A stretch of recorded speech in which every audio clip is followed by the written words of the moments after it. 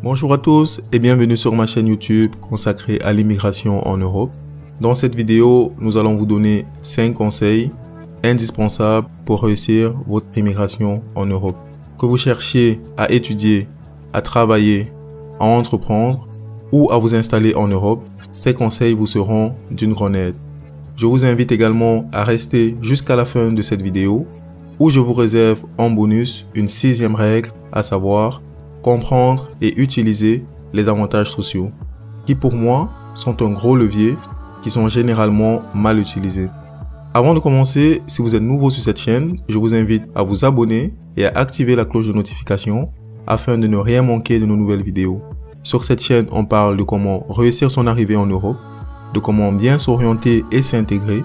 On parle surtout de comment gagner de l'argent par le travail et l'investissement. Sans plus tarder, nous passons à la première règle qui est établir des liens avec la communauté locale. Malheureusement, beaucoup de gens quand ils arrivent en Europe, ils ont tendance à ne marcher qu'avec les personnes de leur communauté. Et ceci est pour moi une erreur fatale.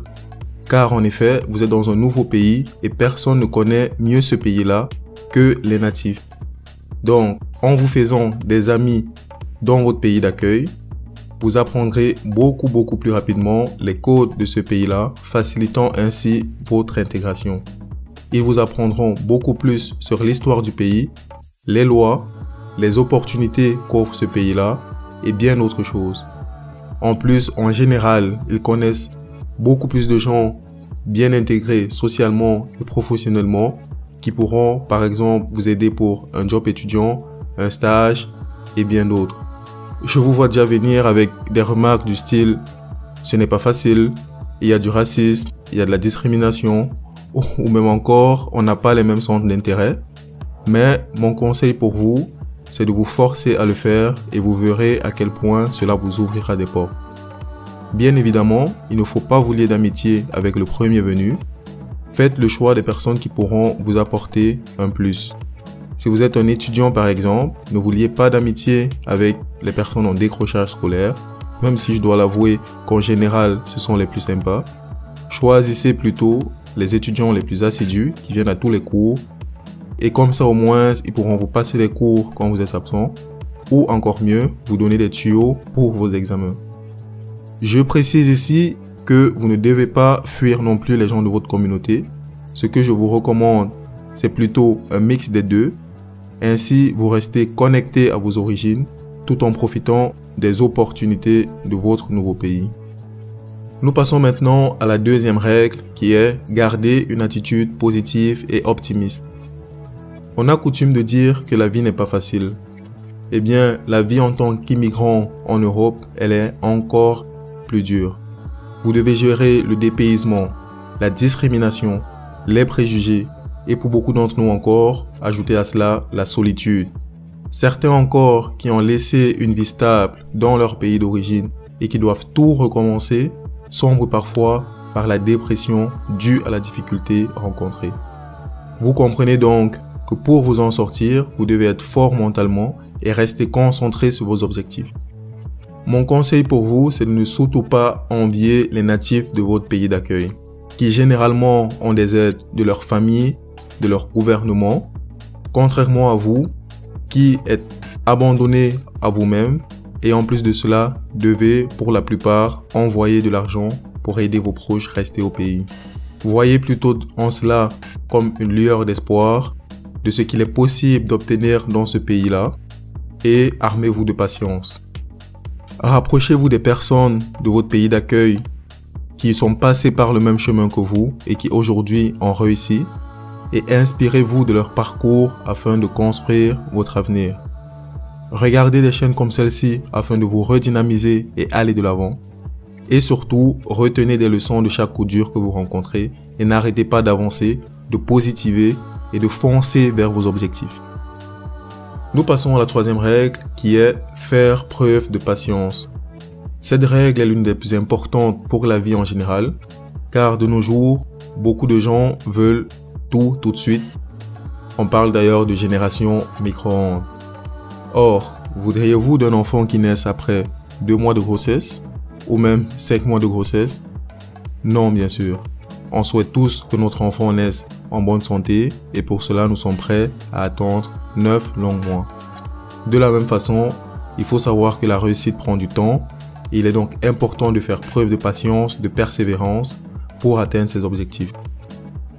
L'erreur que je vois beaucoup de gens commettre lorsqu'ils arrivent en Europe, c'est de se dire qu'ils sont vieux, entre guillemets, qu'ils n'ont plus le temps d'aller faire une bonne formation qui va leur donner plus tard un bon boulot stable et où ils seront heureux. Ils voient des opportunités de job à gauche à droite et se disent qu'ils veulent de l'argent tout de suite. En oubliant que leur énergie, ils ne l'auront pas toute leur vie. Et qu'est-ce qui se passe après quelques années?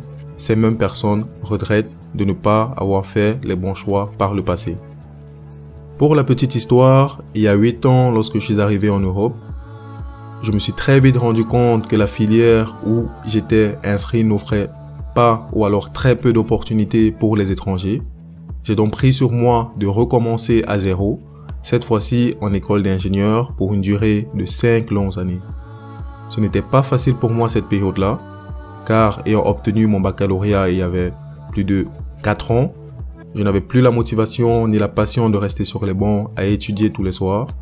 Et en plus de ça, les amis autour de moi me disaient « 5 ans, c'est long, on est en Europe, tu trouveras le travail, reste dans ce que tu fais. » Et cela, je dois l'avouer, me décourageait un petit peu. Mais j'ai pris sur moi et je me suis donné à fond pendant ces 5 longues années pour obtenir mon diplôme. Et pour couronner le tout, j'ai eu un CDI 6 mois avant l'obtention de mon diplôme. Des années plus tard, malheureusement, beaucoup de ces amis-là regrettent de ne pas avoir recommencé comme moi. Car beaucoup d'entre eux ont terminé et peinent à trouver du travail, les obligeant à faire master complémentaire sur master complémentaire afin de garder leur titre de séjour. D'autres encore ont dû accepter des boulots dans des domaines qu'ils n'aiment pas. D'autres encore n'ont même pas terminé les études étant hyper impatients, se sont vite plongés dans la vie active afin de gagner rapidement de l'argent et se retrouvent aujourd'hui coincés dans des métiers manuels qui détruisent le corps au fil du temps. S'il y a donc une leçon que vous devez retenir de cette petite histoire, c'est de vous fixer des objectifs ambitieux sur le long terme et de vous donner le temps de réaliser et d'atteindre ces objectifs-là. La règle suivante est de savoir économiser et gérer ses finances. Arrivé en Europe, le niveau de vie est généralement plus élevé et les sources de dépenses changent. Vous devez donc identifier vos dépenses indispensables qui sont en général nourriture, loyer et factures. Et une fois fait, vous devez chercher à les réduire au maximum. Pour moi, le point de dépense le plus élevé est généralement le loyer. Et une astuce pour réduire cela, c'est de vivre en colocation ou alors de vivre en périphérie. Aussi, pour beaucoup d'entre nous, un des gros points de dépense, c'est l'argent envoyé au pays. Pour vous rendre compte des sommes astronomiques que vous envoyez chaque année dans votre pays d'origine, je vous invite à aller consulter votre relevé d'envoi et vous allez tomber des nues de ce que vous avez envoyé sur cette année-là. Comment réduire dans cette dépense-là? Pour ce faire, fixez-vous un budget d'aide à ne pas dépasser chaque mois et pour tous les problèmes qui viennent une fois ce budget atteint, vous dites aux personnes d'attendre le mois d'après. Cela peut paraître drastique dit comme ça, mais vous verrez à quel point cela améliorera vos finances. Quand les gens vous poseront des problèmes bien à l'avance, cela vous permettra de planifier vos dépenses. Et s'il y a une chose très importante en gestion des finances, c'est la planification des dépenses. Vous devez également apprendre à vous priver des dépenses non essentielles. Regardez votre carte bancaire, vous verrez la tonne de choses que vous achetez de façon anodine et qui à la fin du mois vous coûtent très cher. Vous verrez par exemple que le petit café que vous achetez chaque matin à 1,50 € en allant au bureau, vous revient à 30 € le mois. On peut prendre également le cas de la petite canette à 1 € que vous prenez le midi et qui à la fin du mois vous coûte 20 € et vous pouvez faire le calcul à l'année. Autant de petites choses sur lesquelles on dépense sans s'en rendre compte et qui nous appauvrissent. Réduire toutes ces dépenses-là vont vous permettre de vous constituer une épargne considérable afin de bâtir votre avenir. Maintenant, comment utiliser cette épargne-là? Vous devez diviser votre épargne en deux groupes. Le premier groupe qui est l'épargne de sécurité, le deuxième groupe est l'épargne pour vos investissements.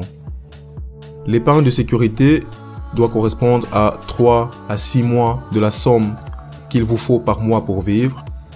Pour le petit calcul, s'il vous faut 1000 € pour couvrir vos charges, la nourriture, le loyer, vous devez avoir entre 3000 et 6000 € d'épargne de sécurité. Et comme son nom l'indique, il ne faut surtout pas toucher à cette épargne, sauf en cas de force majeure. Une fois votre épargne de sécurité atteinte, tout ce que vous allez mettre de côté en plus sera pour vos investissements. Et là, la somme à mettre sur le côté dépendra de ce que vous souhaitez lancer comme business. Nous passons à la 5e règle qui est de se former à l'entrepreneuriat et investir. Tu le sais sûrement, le seul moyen sûr pour s'enrichir, c'est l'investissement. Et en ce qui me concerne, je continue à penser qu'il y a des opportunités d'affaires dans tous les domaines. Maintenant, tout dépendra de la personne qui tient le business, de sa détermination, de son approche et surtout de son niveau de connaissance des opportunités du secteur d'activité. Avant de vous lancer, rassurez-vous que vous êtes passionné par ce que vous vous apprêtez à faire, ou du moins que vous êtes prêt à le faire assez longtemps. Car il faut faire preuve de détermination et d'abnégation dans le business. On le sait bien, la réalité du business est que les clients n'affluent généralement pas au début. Une fois que vous avez validé le business à lancer, formez-vous et j'insiste surtout sur formez-vous chez des personnes dont vous avez la preuve des résultats.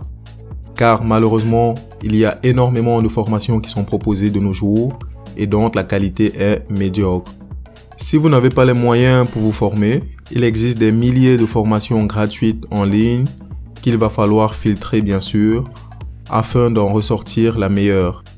Utilisez donc ces formations gratuites pour un début afin de vous lancer et de faire vos premiers résultats. Par la suite, lorsque vous aurez plus de trésorerie, vous pourrez vous faire accompagner afin d'avancer plus rapidement. Je ne le répéterai pas assez, vous devez oser vous lancer, que vous soyez étudiant ou bien travailleur, le faire en parallèle de votre travail, car le confort du CDI ne vous rendra jamais riche. Nous terminons avec la 6e règle bonus qui est comprendre et utiliser les avantages sociaux comme levier. En effet, dans beaucoup de pays en Europe, il y a une forte dominance socialiste. De ce fait, en tant que résident, vous pouvez bénéficier des aides de l'État. Toutefois, il faut faire attention car ces aides-là sont pour moi à double tranchant. Et malheureusement, beaucoup d'étrangers utilisent mal les aides et se retrouvent prisonniers du système sans réelle perspective d'avenir pour eux et leurs enfants. Ce que je vous recommande de faire dans cette vidéo, c'est d'utiliser les avantages sociaux pour vous enrichir. Vous vous demandez sûrement comment? Eh bien, prenons l'exemple de quelqu'un qui veut lancer un business par exemple. Dans beaucoup de pays européens, vous avez des organismes qui vous accompagnent dans l'étude et la mise en place de votre business et ceci gratuitement. En plus de cela, suivant les secteurs d'activité, vous avez des aides de l'État pour vous lancer. Et pour couronner le tout, vous percevez un salaire de la sécurité sociale pendant que vous lancez votre business. Eh bien, dans l'autre cas, prenons quelqu'un qui utilise ces aides de l'État et qui reste couché chez lui. On est d'accord qu'au bout de 2 ans, celui qui lançait son entreprise sera dans son processus d'enrichissement, alors que celui qui est resté couché chez lui, il sera toujours couché chez lui, attendant chaque fin du mois les miettes que l'État voudra bien lui donner. Des exemples comme ça, je peux vous en citer plein. Et à chaque fois, vous devez faire en sorte de vous trouver dans le meilleur cas. Donc, quel que soit le pays dans lequel vous vous trouvez en Europe, je vous invite à vous renseigner sur les avantages sociaux et à chaque fois, demandez-vous comment est-ce que vous pouvez utiliser ces avantages-là pour vous enrichir à court, moyen et surtout à long terme.